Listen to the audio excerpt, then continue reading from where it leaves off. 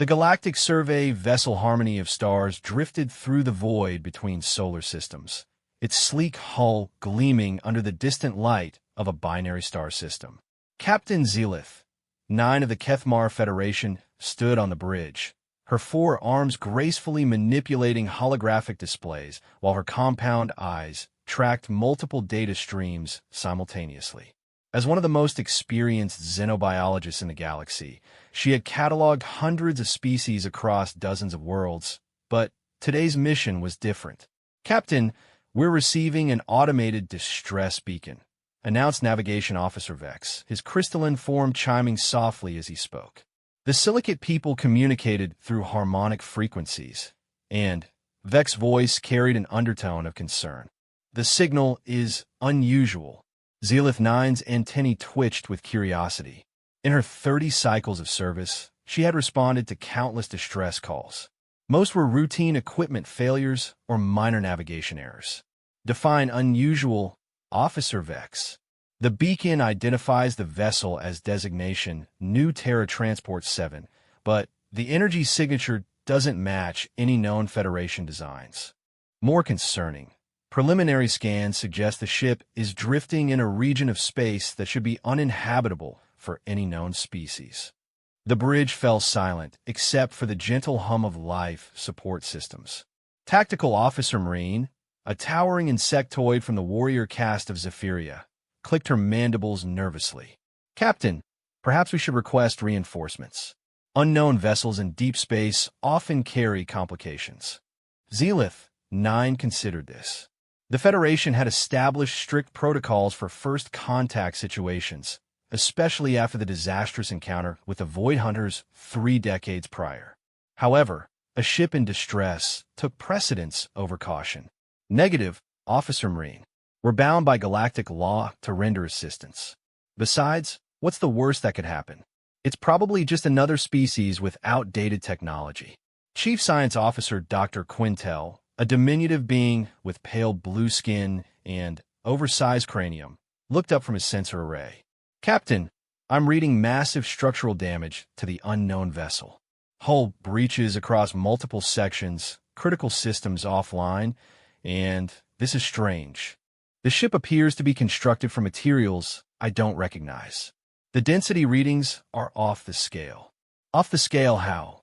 Zelith 9 moved to stand behind Dr. Quintel, her scientific curiosity overriding her caution. "Well, according to these readings, the hull material should weigh approximately 47,000 tons per cubic meter. That's impossible, of course. No known species could even lift such materials, let alone construct a spacecraft from them. There must be an error in our sensors." Vex chimed in with a discordant note. "Captain, I've plotted the ship's trajectory. Based on its current heading and the stellar cartography data, this vessel has been traveling for approximately 237 years. The bridge crew exchanged glances.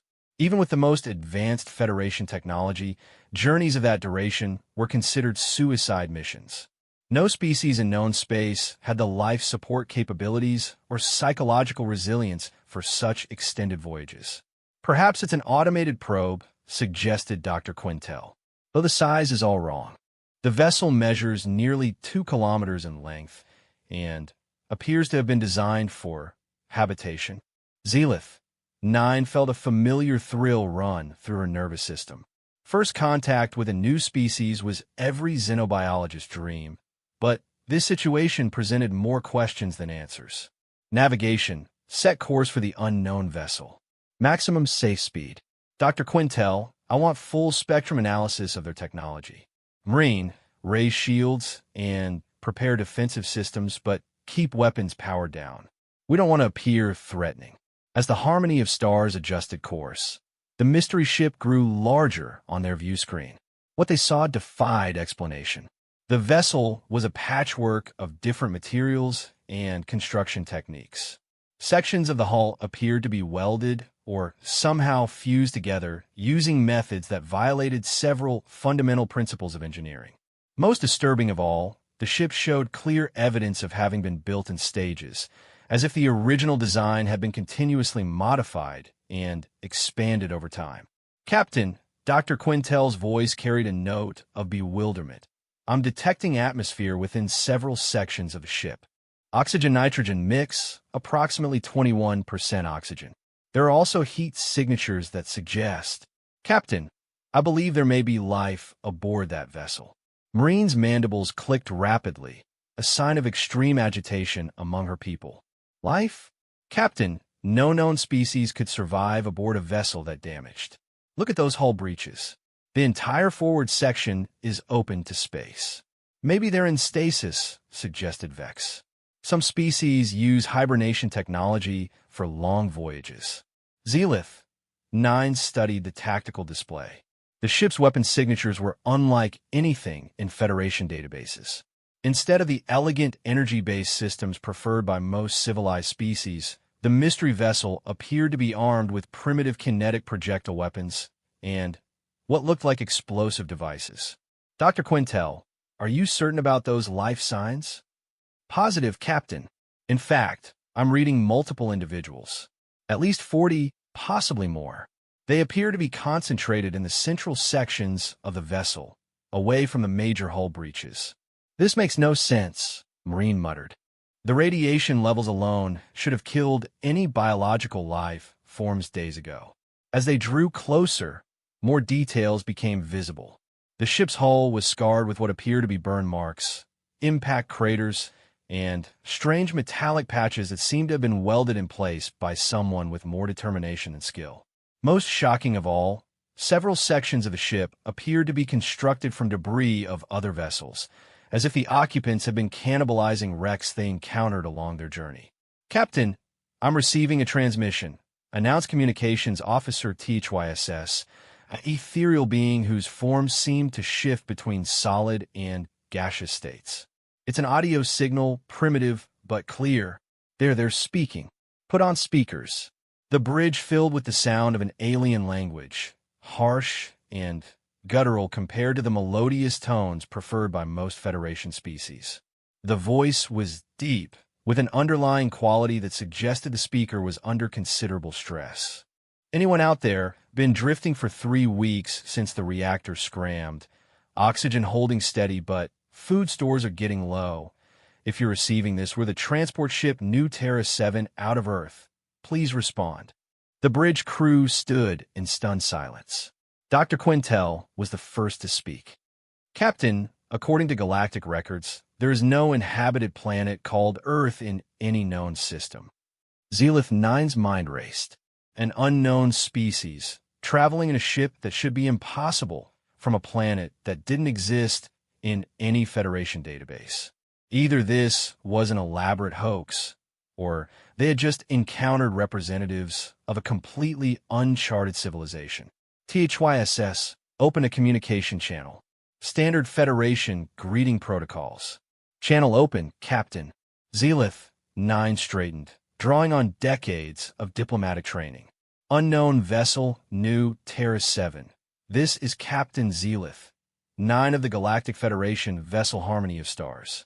We have received your distress signal and are prepared to render assistance. Please identify yourself and state the nature of your emergency.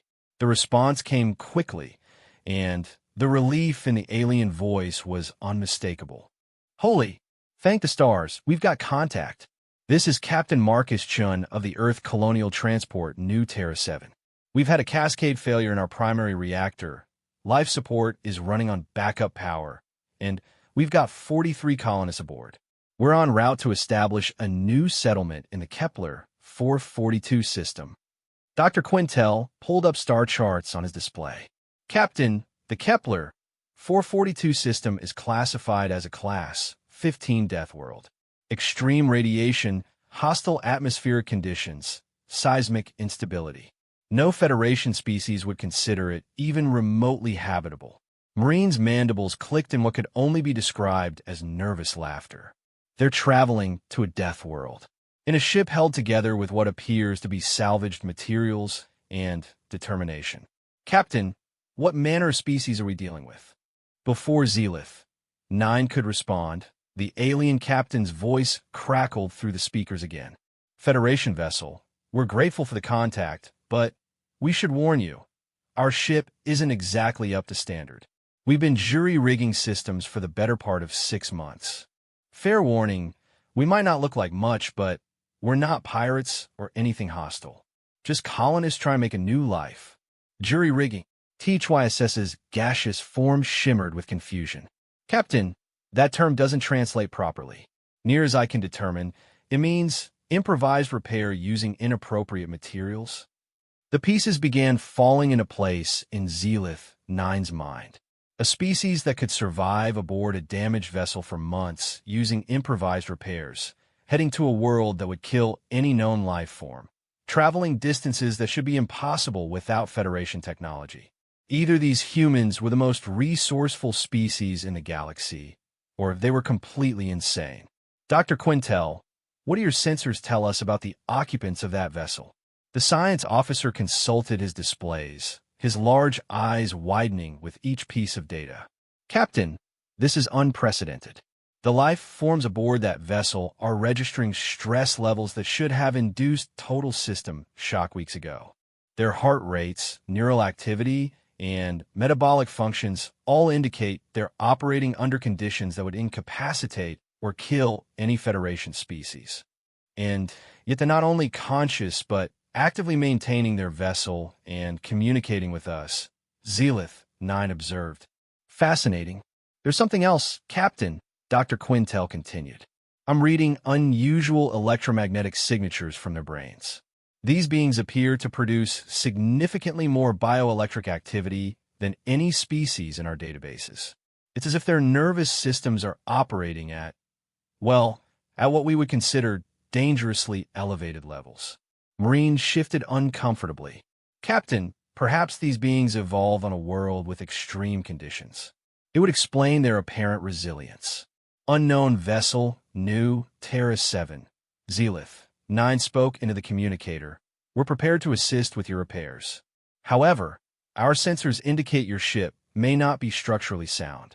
We could transfer your people to our vessel until negative on that Federation ship, came the immediate response.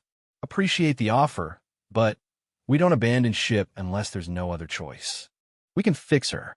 We've come too far to give up now. If you've got spare parts for a Mark 7 fusion reactor or maybe some hull plating, we could work out a trade. The audacity of the statement left the bridge crew speechless.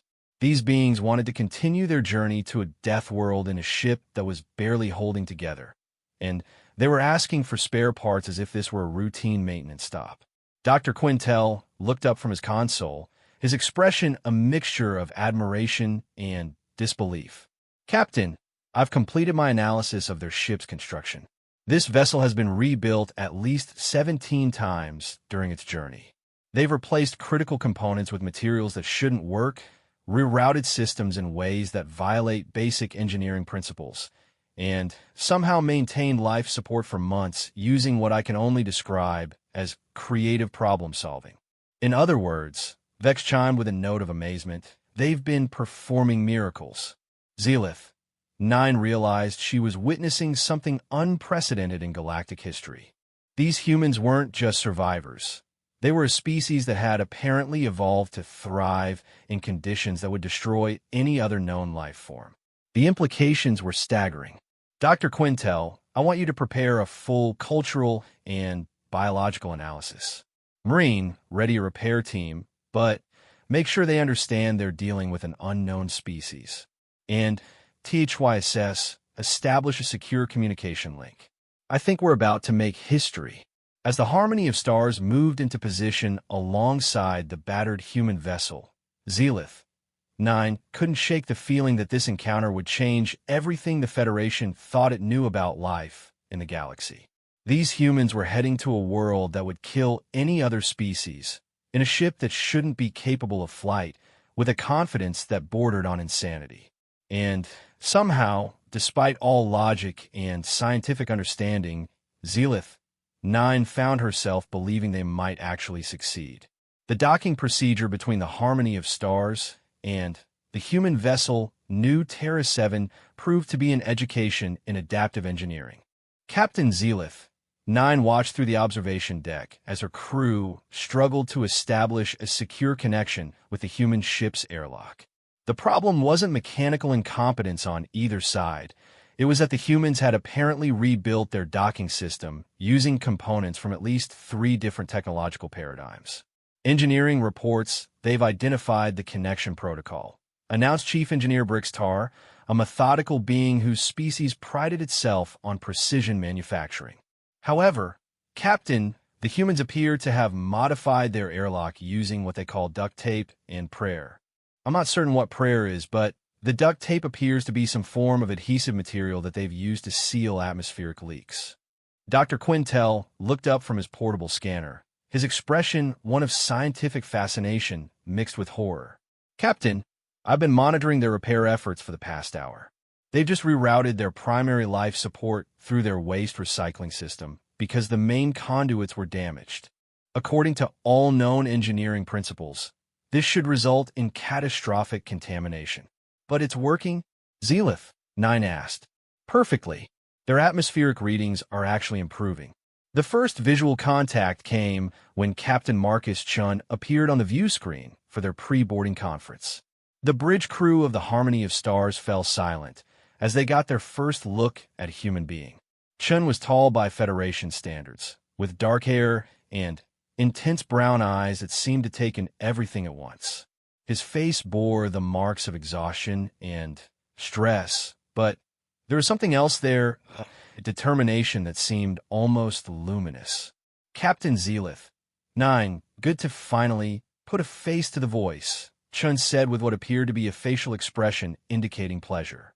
I have to say, you're not what I expected when we picked up that Federation signal. Zealith 9's antennae quivered with curiosity. What did you expect, Captain Chun? Well, we've never encountered any other sapient species before. Our scientists theorized that any spacefaring civilization would be technologically advanced, but I guess I expected something more human-like. No offense intended. The casual revelation that humanity had never encountered other intelligent life sent ripples of shock through the bridge crew. Dr. Quintel nearly dropped his scanner. Captain Chun, are you saying that your species has achieved interstellar travel without any contact with the Galactic Federation? Chin's expression shifted to what THYSS identified as confusion. Galactic Federation? Sorry, but this is news to us.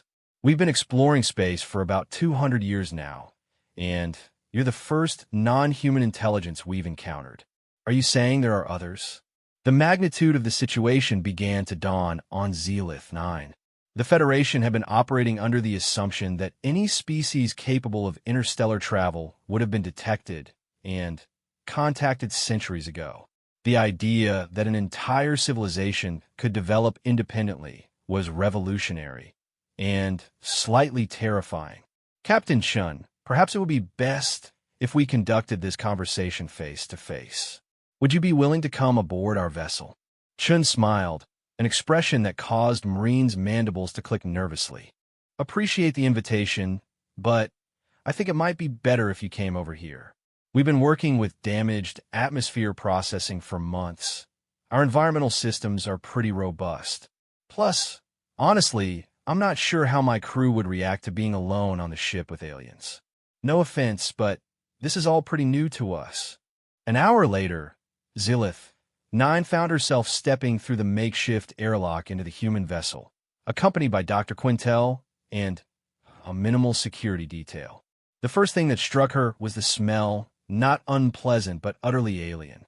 The second thing was the noise. Unlike Federation vessels, which operated with quiet efficiency, the new Terra 7 hummed with the sound of constantly running machinery, punctuated by occasional mechanical bangs and what sounded like someone hammering on metal.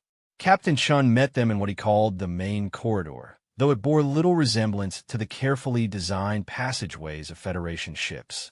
The walls were a patchwork of different materials, with cables and conduits running along the ceiling in what appeared to be a completely haphazard manner. Despite the chaos, everything was clean and functional. Welcome to our home away from home, Chun said, gesturing around the corridor.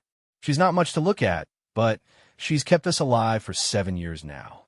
Let me introduce you to some of my people. The humans they encountered during the tour defied every preconception the Federation had about space travelers. There was Chief Engineer Sarah Martinez, a compact woman who was apparently in the process of rebuilding the ship's navigation computer using components cannibalized from kitchen appliances. Her explanation of how a food processor's timing mechanism could be adapted to regulate hyperdrive calculations left Dr. Quintel speechless. They met Dr. James Okafor, the ship's physician, who was treating radiation sickness using a combination of medical nanites and what he called traditional herbal remedies. The fact that this approach was not only working, but actually producing better results than standard Federation medical protocols was something Dr. Quintel would later describe as scientifically impossible, yet empirically verified. Perhaps most impressive was 10-year-old Emma Rodriguez, who had been born aboard the ship and was apparently being raised by the entire community of colonists. The child showed no signs of the psychological trauma that Federation experts insisted was inevitable for beings raised in artificial environments. Instead, she demonstrated a natural curiosity and adaptability that reminded Zealith 9 why she had become a xenobiologist in the first place. "Emma's our ship baby," explained Chun with obvious pride. "She knows every system better than some of our engineers. Last month, she figured out how to increase our water recycling efficiency by 17% by rerouting the condensation collectors through the hydroponics bay." Dr. Quintel knelt down to the child's level, his voice gentle. "Hello, Emma. Can you tell me what it's like living on a spaceship?" Emma's response was delivered with the matter-of-fact confidence of a child who had never known any other life. "It's fun. Sometimes things break, and we have to fix them, but everyone helps. Last week, the gravity generator started making funny noises, so me and Uncle Mike took it apart and found a loose wire. Daddy says I'm going to be a great engineer when I grow up."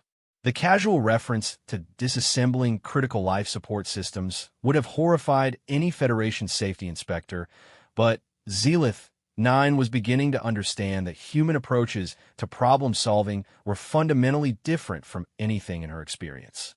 The tour continued through the hydroponics bay, where the humans had created what could only be described as a miracle of biological engineering. Despite working with limited resources and damaged equipment, they had established a self-sustaining ecosystem that not only provided food, but also contributed to atmosphere processing. The plants were species Zealith 9 didn't recognize, adapted in ways that suggested hundreds of generations of selective breeding for space-based cultivation. "These are mostly earth crops that we've been modifying over the years," explained Maria Santos, the ship's agricultural specialist. "Tomatoes, potatoes, soybeans, the basics. But we've crossbred them with some fungal cultures we found floating in a nebula about 3 years back. Increased yield by 40% and made them resistant to radiation exposure."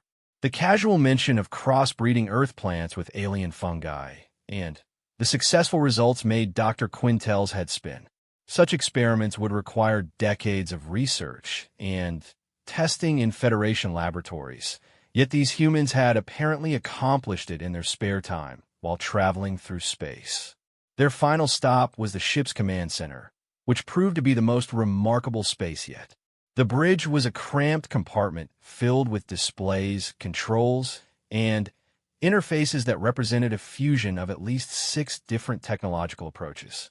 Nothing matched, everything was jury-rigged, and somehow it all worked together with an efficiency that challenged Federation engineering principles. "This is where the magic happens," Chun said, settling into a captain's chair that had obviously been rebuilt multiple times. Sarah rigged most of these displays from tablet computers we had in storage.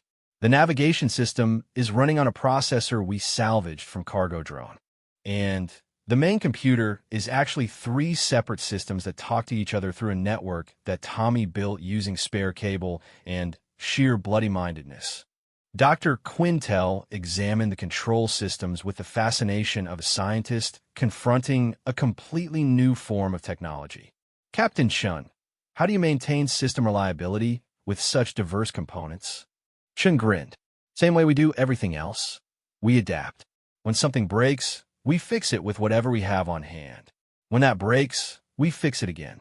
After 7 years, most of our systems have been rebuilt so many times that the original designers wouldn't recognize them. But doesn't that create exponential failure possibilities? Dr. Quintel asked. Sure, things fail all the time. But that's what makes us human. We're really good at fixing things. Sometimes I think we're better at fixing things than we are at building them properly in the first place. Zelith, 9 found herself studying Captain Chun with growing respect. This was a species that had achieved interstellar travel not through elegant engineering or advanced technology, but through sheer stubborn determination and an apparent inability to give up. They fixed what broke, adapted what didn't work, and kept moving forward regardless of the obstacles. As they concluded the tour, Chun led them to the observation lounge, a small space with a large window that looked out at the stars. Several off-duty crew members were gathered there, and Zelith, 9 found herself the subject of intense but friendly curiosity. "So you're really aliens," said a young man who introduced himself as Technical Specialist First Class Rodriguez. "That's incredible. Are there many species out there?" "The Federation currently includes 47 different species," Zelith, 9 replied. "We've been exploring the galaxy for over 3,000 years." The humans exchanged glances, and Chun spoke for the group. 3,000 years? And you've never encountered anything like us?" "No," Zelith, 9 admitted. "Most species we encounter are either pre-space flight or have achieved interstellar travel through contact with Federation technology. We've never met a species that developed spaceflight independently and has been traveling for, how long did you say?" "About 200 years since our first interstellar probe," Chun replied. "Maybe 70 years since we started sending crewed missions outside our home system. We've established colonies on 12 worlds so far." Dr. Quintel nearly choked on the water he had been cautiously sampling. 12 worlds? "Captain, our surveys indicate that most of the potentially habitable worlds in this region are classified as Class 10 or higher death worlds." "Death worlds?" asked Engineer Martinez. "What's a death world?" "World with environmental conditions too hostile for Federation species," Zelith, 9 explained. "High radiation, extreme temperatures, toxic atmospheres, unstable geology. Worlds where our people would require extensive life support systems to survive." The humans looked at each other with expressions that THYSS would later translate as amused confusion. "Sounds like most of the places we've settled," Rodriguez said with a laugh.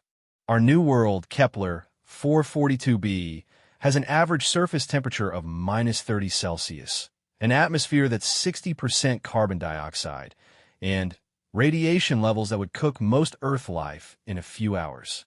And you consider this habitable?" Dr. Quintel asked weakly.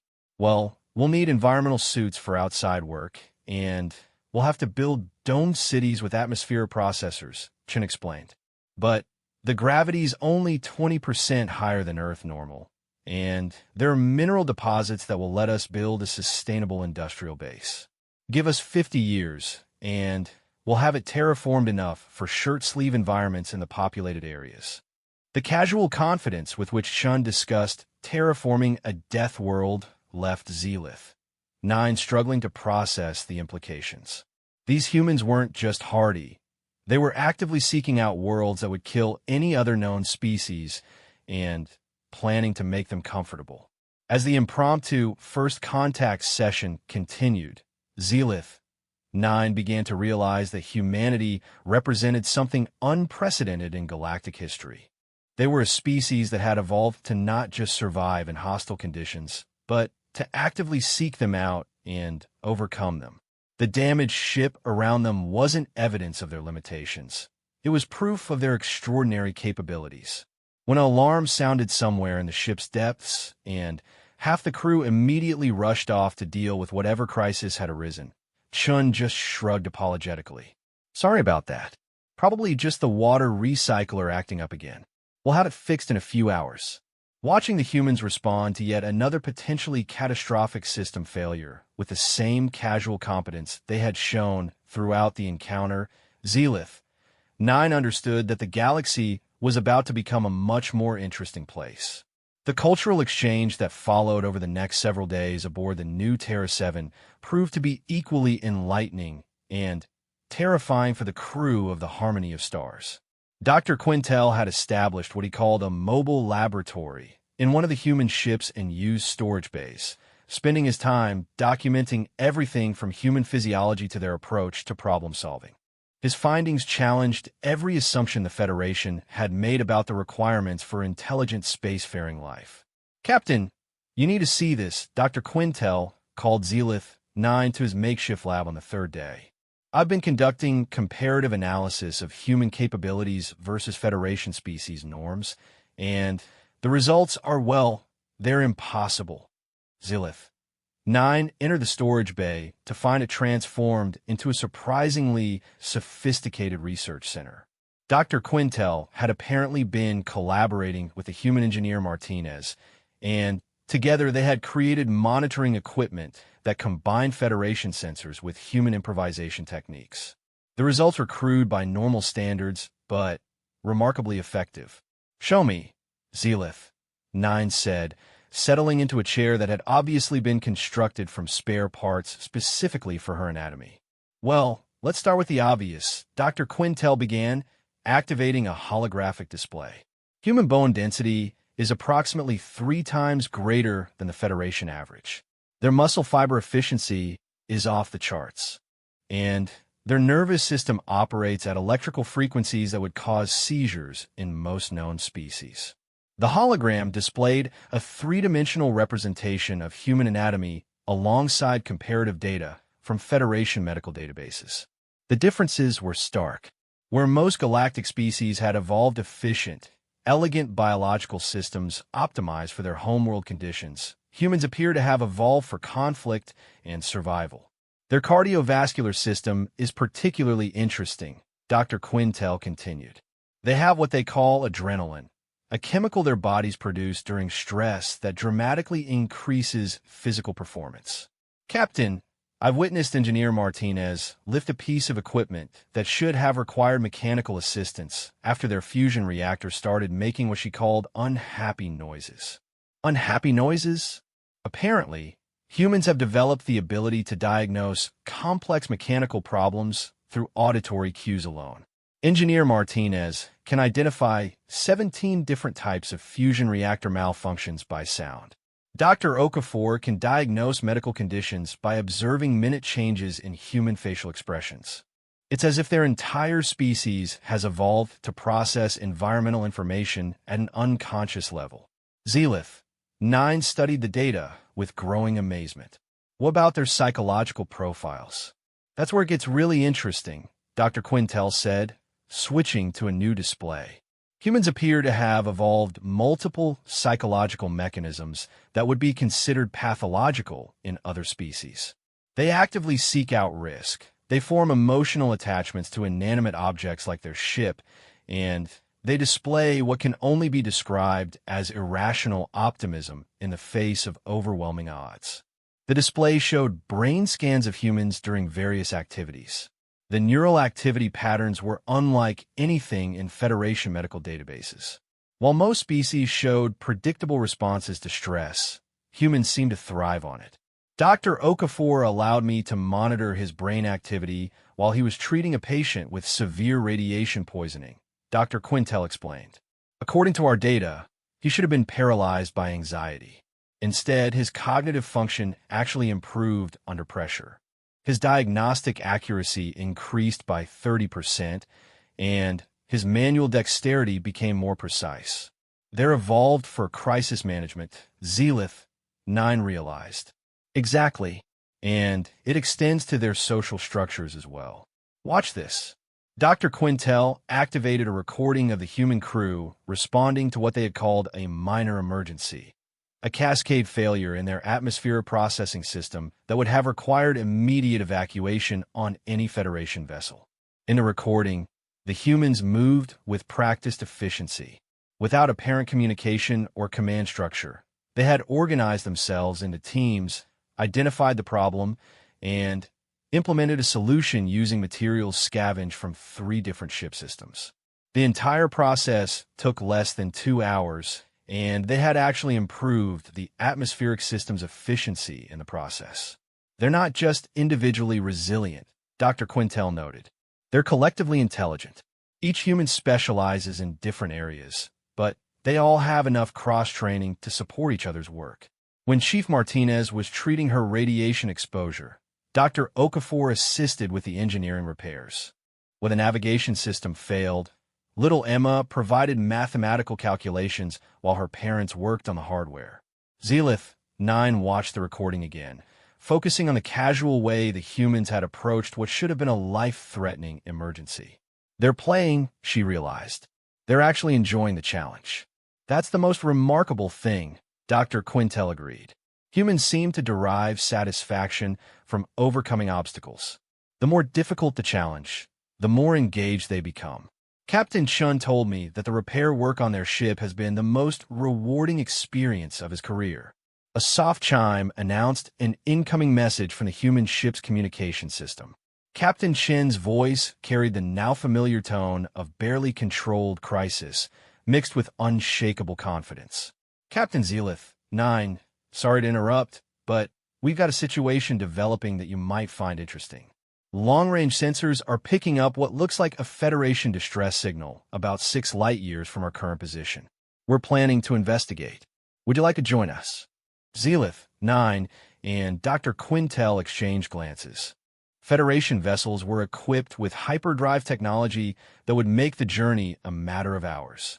The human ship, with its damaged systems and improvised repairs, would take weeks to cover the same distance.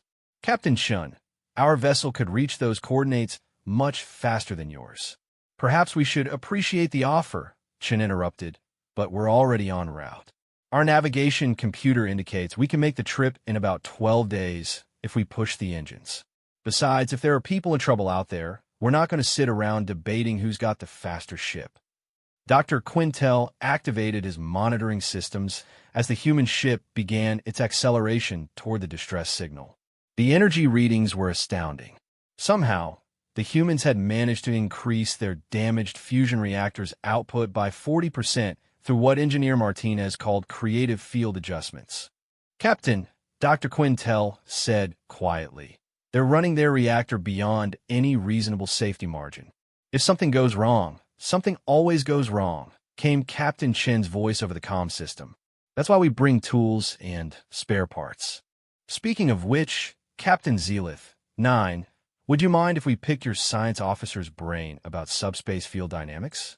Martinez has an idea for improving our hyperdrive efficiency, but she wants to check her math. What followed was 3 hours of the most extraordinary collaboration Dr. Quintel had ever experienced. Engineer Martinez had somehow developed theoretical modifications to hyperdrive technology that Federation scientists hadn't considered in centuries of research. Her approach was crude, dangerous, and brilliant. You see, Martinez explained while crawling through a maintenance tunnel with Dr. Quintel following behind. If we modulate the field generators out of phase with each other, we can create interference patterns that actually amplify the effective field strength. Your people probably never tried it because it violates about 12 different safety protocols. But it works? Dr. Quintel asked, trying to understand the jury-rigged modifications Martinez had made to their hyperdrive system. Well, we're about to find out. In theory, it should cut our travel time in half. In practice, it might tear the ship apart or dump us into a parallel dimension. But that's engineering for you. Sometimes you just have to try things and see what happens.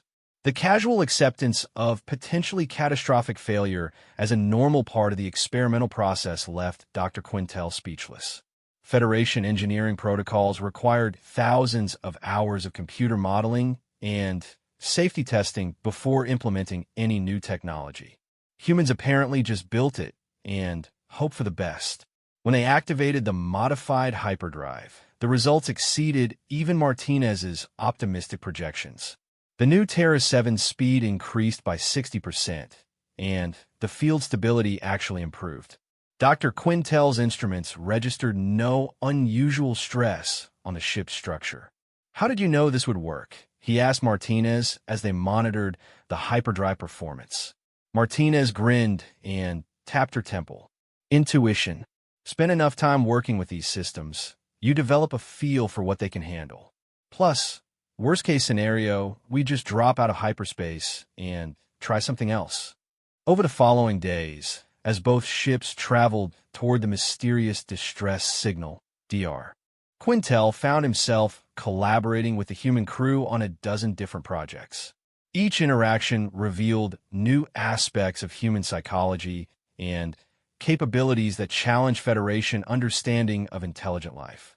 He watched Chief Medical Officer Okafor perform surgery using improvised instruments and techniques that hadn't been documented in any medical database. The patient, a crew member who had been injured during the hyperdrive modifications, not only survived but recovered faster than standard Federation medical protocols predicted. He observed the ship's children. There were 7 of them, ranging in age from 6 months to 16 years, receiving an education that combined practical engineering, theoretical physics, and what the humans called life skills. The older children were already contributing to ship operations in ways that would have horrified Federation child welfare specialists. Most remarkably, he witnessed the humans' approach to entertainment and social bonding. During their off-duty hours, they told stories, played games that simulated various survival scenarios, and engaged in physical activities that would be considered dangerous sports on any civilized world. They seemed to use recreation as another form of training for crisis management. Captain Dr. Quintel reported to Zelith, 9 on the 6th day of their journey. "I'm beginning to suspect that what we're observing isn't just a different approach to technology or space travel. I think we're seeing a completely different evolutionary strategy for intelligence." Explain. Most Federation species evolved on worlds where cooperation and resource management were the keys to survival. We developed intelligence to optimize our environment and minimize risk. Humans appear to have evolved on a world where constant adaptation to changing threats was necessary. They developed intelligence to overcome challenges rather than avoid them. Zelith, 9 considered this. "You're saying they're naturally adapted for exploration and colonization. More than that, I think they're adapted for the unknown. Every challenge they encounter makes them more capable of handling the next one. Their entire culture is built around the assumption that they'll face problems they've never seen before and that they'll need to solve them with whatever resources happen to be available." As if to prove Dr. Quintel's point, the human ship's alarm system chose that moment to sound what Captain Shin announced as a minor gravitational anomaly in their hyperspace field. What followed was 2 hours of frantic activity as the human crew diagnosed and corrected a problem that would have required emergency evacuation and rescue for any Federation vessel. When it was over, Engineer Martinez had not only fixed the original problem, but had implemented improvements that made their hyperspace travel more efficient than before the crisis began. "You know," Captain Shun said during the post-crisis debriefing, "these long-haul missions really bring out the best in the crew. There's nothing quite like a good technical challenge to keep everyone sharp." Dr. Quintel made notes in his research log about humans' apparent need for regular crises to maintain psychological health. It was perhaps the most alien thing about them, a species that had evolved to require problems to solve in order to be happy. As they neared their destination, Zelith, 9 found herself looking forward to seeing how the humans would react to whatever they found there. Based on everything she had observed, whatever crisis awaited them would probably just make the humans more determined to reach their Deathworld colony. The distress signal led them to a scene that defied comprehension. Drifting in space near a neutron star system was the wreckage of what had once been a Federation research vessel, the Scientific Endeavor. The ship had been torn apart by gravitational forces, its hull scattered across several thousand kilometers of space. According to the beacon, there were survivors in the ship's reinforced laboratory section, but The radiation levels from the nearby neutron star made rescue impossible with standard Federation technology. Captain Zelith, 9, came Captain Shin's voice over the comms system. We're reading 17 life signs in that wreckage. How long can your people survive in those conditions? Zelith, 9, consulted with her science officer. Dr. Quintel's expression was grim. Based on the radiation levels, any Federation species would succumb to cellular damage within 6 hours maximum. They've already been exposed for over 48 hours, according to the distress beacon. Understood. We're going in. The simple statement sent shock waves through the bridge of the harmony of stars. Tactical Officer Marine's mandibles clicked frantically. Captain Shun, the radiation levels near that wreckage would kill any known life form in minutes. Even our shielded rescue pods couldn't survive long enough to extract survivors.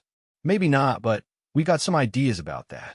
Martinez thinks she can rig our atmospheric suits with additional radiation shielding using materials from our reactor compartment. It's not going to be comfortable, but it should give us enough protection for a quick extraction.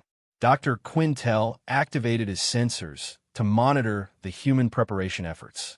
What he saw confirmed his growing understanding of human psychology. Instead of debating the impossibility of the mission, the entire crew of the new Terra 7 had immediately begun working on solutions. Engineer Martinez was indeed constructing radiation suits using components that should never be exposed to atmosphere. Dr. Okafor was preparing medical treatments for radiation exposure using a combination of standard pharmaceuticals and what he called experimental therapies that he had apparently been developing during their journey. Most remarkably, Captain Shun was calculating approach vectors that would minimize exposure time while maximizing rescue efficiency. Captain Shin, Philith, 9, tried to interject reason into what seemed like a suicide mission. Perhaps we should contact Federation Command for specialized rescue equipment. There are protocols. Captain, those people don't have time for protocols, Shin replied, his voice carrying the same calm confidence she had come to associate with humans facing impossible odds. By the time Federation rescue arrives, they'll be dead. We're here now. We have the capability to help. So that's what we're going to do. The rescue operation that followed would be analyzed by Federation scientists for decades. The humans launched their modified shuttlecraft directly into a radiation field that should have fried every electronic system aboard their vessel. Instead, Martinez's improvised shielding not only protected the craft, but actually improved its maneuverability by creating what she called magnetic field leverage off the neutron star's intense gravitational field.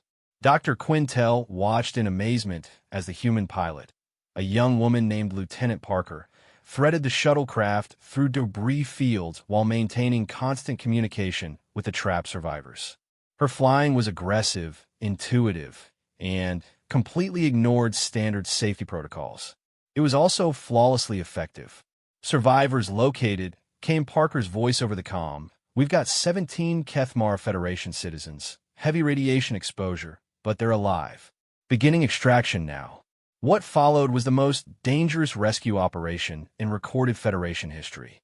The humans worked in the heart of a lethal radiation field, cutting through twisted metal with portable tools, carrying unconscious survivors through passages barely wide enough for their modified environment suits. Each trip to extract survivors exposed them to radiation levels that would have killed most Federation species instantly.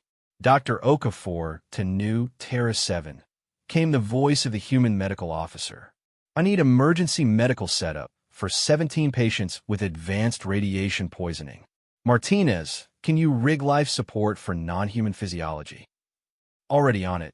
Document Quintel sent over the atmospheric requirements an hour ago.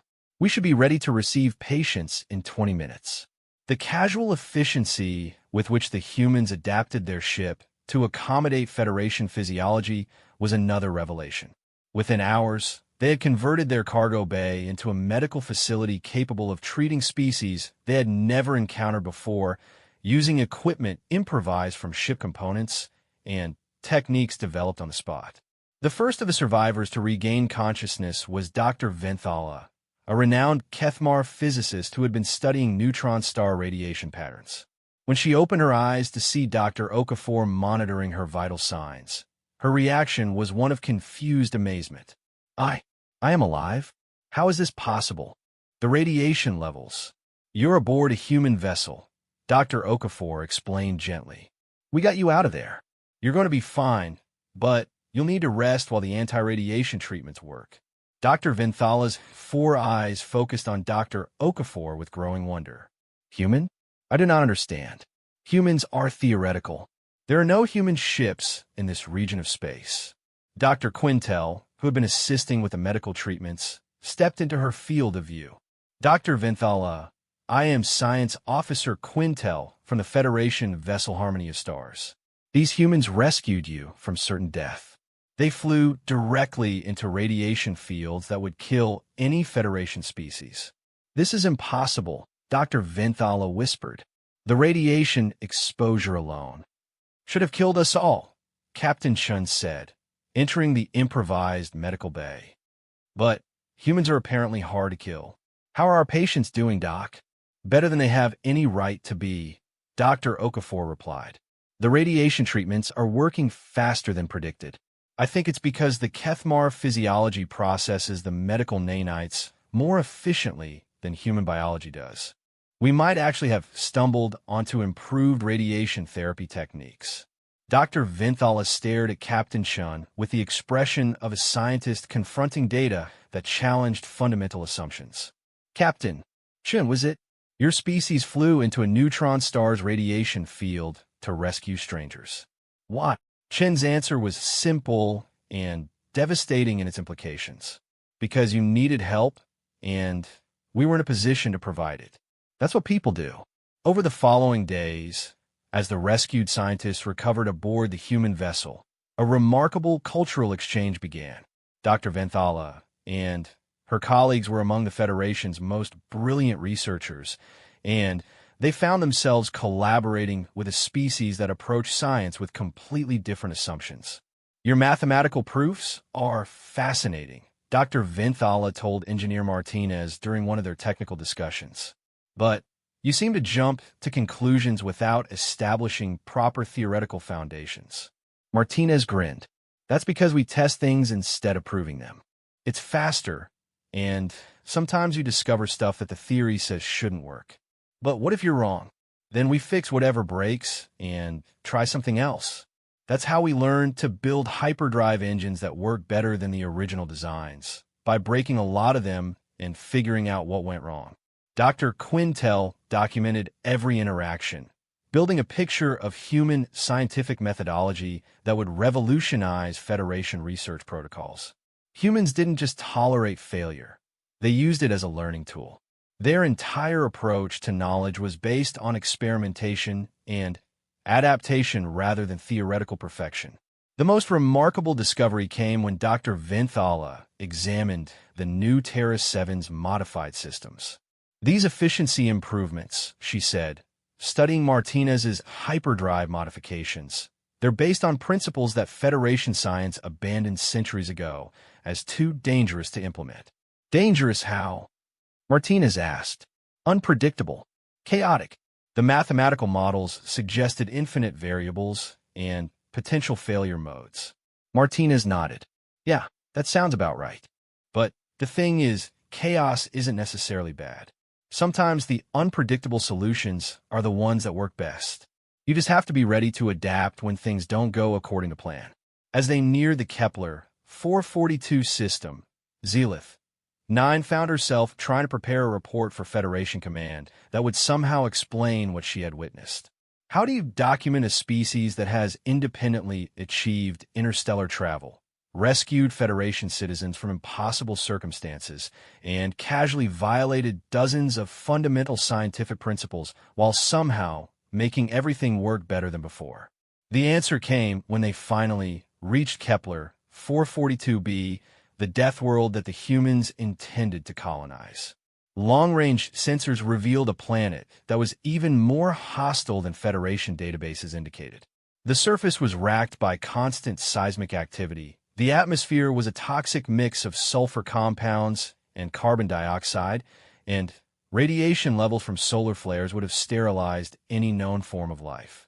"Beautiful, isn't she?" Captain Chun said, standing beside Zilith 9 on the observation deck as they watched the planet grow larger on the view screen. "Captain Chun, that world will kill every member of your expedition." "Maybe, but look at those mineral deposits. See the way the tectonic activity is exposing rare earth elements? And those volcanic systems will provide geothermal energy for centuries. Give us 10 years, and we'll have atmospheric processors running. 20 years, and we'll have viable agriculture in the dome cities. 50 years, and our kids will be walking around outside in just breathing masks." Dr. Vinthala, who had insisted on staying to observe the colonization attempt, shook her head in amazement. "Captain Chun, your optimism is mathematically impossible. The environmental challenges alone are just problems waiting for solutions," Chun interrupted. "That's what humans do, Dr. Vinthala. We solve problems." The colonization process that followed was unlike anything in Federation records. Instead of the careful, methodical approach favored by most species, the humans began their settlement with what they called aggressive adaptation. They didn't try to make the planet more habitable. They adapted themselves to the planet's conditions. Within days, they had established a base camp in what Dr. Quintel's instruments confirmed was one of the most hostile environments in known space. The humans worked in radiation suits, breathing apparatus, and environmental protection gear that they had built from ship components. When their initial habitat dome developed stress fractures from seismic activity, they reinforced it with metal salvage from their landing craft and kept working. "This is insane," Dr. Vinthala observed, watching the humans construct what they called Phase 1 infrastructure in conditions that would require immediate evacuation for any Federation species. "They're treating this death world like a construction project." "That's exactly what they're doing," Zelith 9 realized. "They're not trying to survive here. They're planning to thrive here." The final revelation came when little Emma Rodriguez made what she called an interesting discovery while exploring one of the planet's cave systems. The caves contained crystalline formations that appeared to be natural semiconductor materials, capable of storing and processing energy with efficiency levels that exceeded Federation technology standards.